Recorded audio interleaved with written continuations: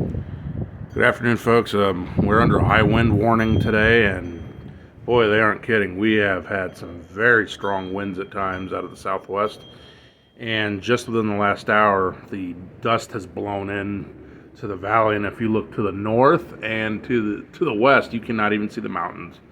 That's all dust, ladies and gentlemen. And of course, above we got clouds. So yeah, I just wanted to get a video of how nasty it's been since earlier this afternoon. So let's get a swing over here. You can just see the trees going for it. There's the cloud cover there. Yeah, look at that. A little crazy, huh? That's all blowing dust, and they had that in the forecast. So there's no surprise. Whoa, it's gonna hit there. Getting a strong gust now. Whew, holy crap.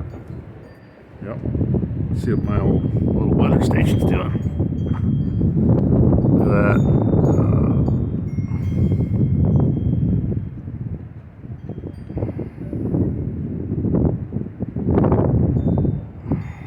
It's very, very nasty out there.